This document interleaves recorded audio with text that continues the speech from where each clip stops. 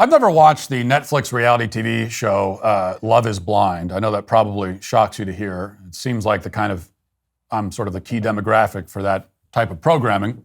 All I know about the show is what I learned from reading about it on Wikipedia this morning. So apparently it features a group of men and women who date by communicating through speakers without seeing each other. They only meet in person and see each other for the first time after they get engaged. I think that's the way it works. And then there's a period of a few weeks where they live together. At the conclusion of this brief cohabitation phase, they either get married or they choose to go their separate ways. You'll be shocked again to learn that the majority of relationships and marriages to come out of this show last for about 45 seconds once the cameras turn off. There's an old adage you've probably heard before. It says, families that make trash reality TV shows together stay together. But it turns out that adage is wrong. All that said, meeting on a reality show where you talk to each other through an intercom isn't much worse than meeting through Tinder. In fact, since the parameters of the show prevent couples from having sex for at least the first several days, allegedly, you might argue that Love is Blind is downright traditional compared to how so many people approach dating these days. I mean, this is basically 19th century courtship in comparison to a dating app hookup, you might argue. You'd probably be wrong, but you might argue it. In any case, that's a kind of a long preamble to this viral clip from the season 8 finale of Love is Blind. And in this clip, we will see contestant Sarah Carlton meeting her fiancé, Ben Bazenga, for their nuptials. But in a moment that came as a major twist to the not terribly bright people who watch these shows, but not at all surprising to the producers who certainly staged the whole thing, Sarah decided to leave Ben at the altar. And here's the moment where she breaks the news. I love you so much.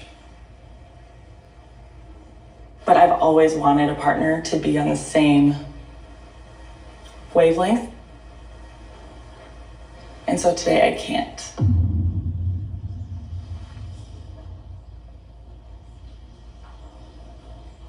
I'm sorry, but I don't want that to be misunderstood. I still love you and everything about you is amazing. Mm-hmm.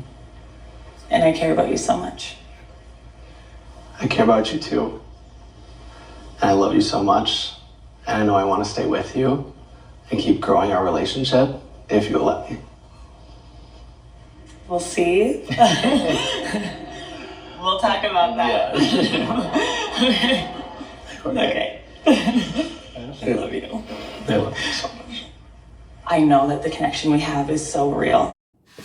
The connection we have is so real, which is why I'm going to humiliate you on television. I love you so much and have a deep and real connection, so naturally I've decided to dump you in front of an audience. With information, by the way, it's not like she, discovered some information about the guy at the last minute, right before she was walking up to the altar. Somebody showed a video of him cheating on her. That's not what happened.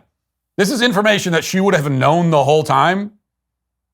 And she could have told him this at any time, but waited until let him put the suit on and everything. Right? He's got his suit on. He's showing up. It's like she put the dress on, knowing that she was going to dump him anyway. And then this pathetic guy, who, by the way, I find to be far more grotesque than the woman in this exchange. He's being humiliated in front of everybody in this whole thing that she set up just for that purpose. And his response is to say, well, I hope we could still be together. Oh my gosh, dude, this is tough to watch. But why is she dumping him? Well, that's the part that's gotten a lot of attention online. Here it is. My heart is there, but we talked about a lot of the values that I hold so close to my heart. Making this decision, my mind is telling me I can't. Rise and fall right now. Oh man, because it's sad. Like, I was really excited about Ben, and I'm like, he's such a great person. I just like.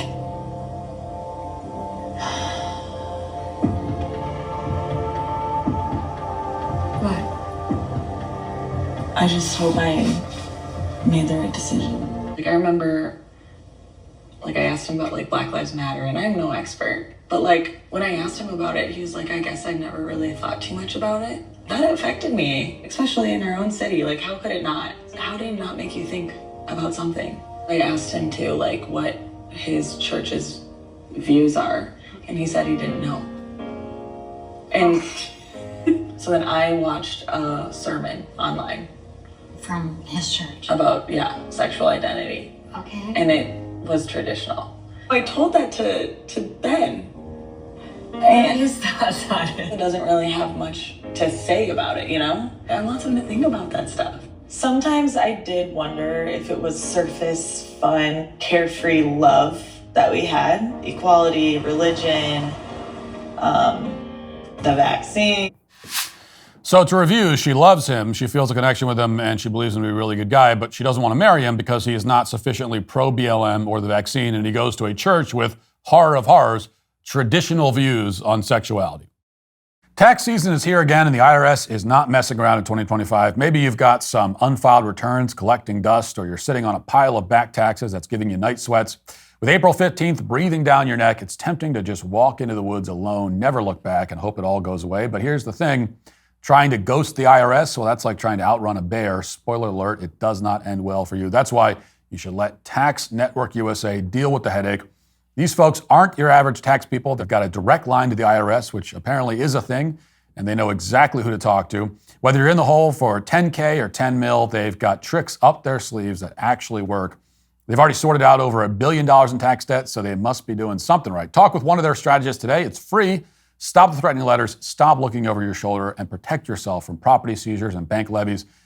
Don't let the IRS control your future. Call 1-800-958-1000 or visit tnusa.com/Walsh. April 15th is just around the corner, so act now before the IRS acts first. Now, for the purpose of this discussion, we will pretend that this moment and the entire show are not completely contrived. I'm quite confident that my podcast attracts an audience intelligent enough to know that reality shows are all fake and dating reality shows are the fakest of all. In fact, that's kind of an important point, that the phoniness makes this even more sinister. This is obviously not an organic moment of emotional honesty from Sarah to Ben. This is propaganda. The producers of the show are putting this on the air in order to send the message that conservative men are not marriage material. This is meant to influence the rather impressionable women who watch this sort of programming, convincing them that they shouldn't date or marry any man who doesn't toe the ideological line. Notice the framing, right? This woman, at least, for the story, waited until the guy was at the altar, standing in front of his friends and family, to tell him that his political beliefs are disqualifying. In the real world, the actual real world, not the real world as presented by reality TV, this would make her a horrible, sadistic witch. But in this show, her ridiculously callous behavior is accompanied by soft, emotional music, and the other characters, her family, consoling and comforting her. Reality shows are not renowned for their artistic subtlety, and this is no exception. There's nothing subtle about this. It is, again, a scene meant to encourage women to feel revulsion towards men who have, as she says with disgust, traditional values. But let's, again, put all that to the side. For the sake of discussion, let's take all of this at face value. After all, there are plenty of men who find themselves in similar situations. It's not happening on camera, and they aren't getting dumped at the altar. Often they get dumped after the altar, unfortunately. But still, there are many Bens who wind up with Sarahs, and that's why it's important to say that this is usually completely avoidable. Don't go on a reality TV dating show. That's one way to avoid it, but it's avoidable even outside of that because, the cliche says that opposites attract, and that's true in a certain sense. Men and women are opposite sexes. That alone is enough to vindicate the cliche. Happily married couples very often have wildly different personalities and interests. Anecdotally, nearly every happily married couple that I know features an extrovert and an introvert, right? So there's some opposite attracting there. As an introvert, I can't imagine being married to one. There'd be way too much contemplating and ruminating going on. The thought of two extroverts being married is equally overwhelming. Way too much talking, not nearly enough shutting up. This is the kind of variation that brings some flavor into your relationship. But your worldview, your value system, that's a different matter entirely. Contrasting personalities can bring excitement and humor into your marriage. Contrasting value systems, on the other hand, bring conflict, deep, constant conflict, an unbridgeable divide. It's like when you have a variety of instruments playing one song, you get a symphony. But when you have different instruments playing different songs at the same time, you get noise and chaos. And that's what it's like to be in a relationship with somebody whose core values are opposed to your own. The two of you are playing different songs. There's no harmony, and there can never be.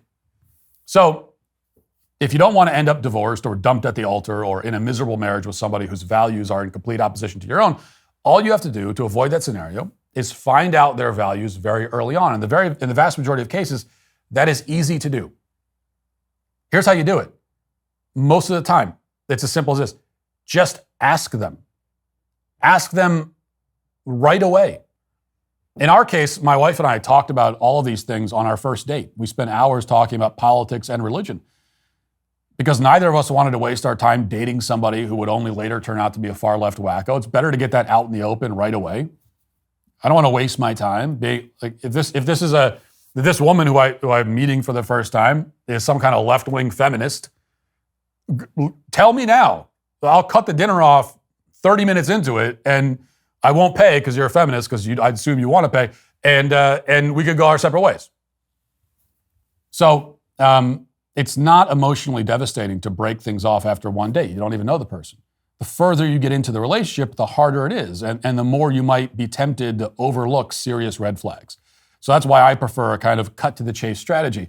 Now, if you're on the dating scene right now, maybe you don't want to have an intense political discourse on your first date. I recognize I'm a bit extreme. My wife is too, so it worked out. So if you want to save it for the second or third date, that's fine. But don't save it for the 20th date. And certainly don't save it for sometime after you've already tied the knot.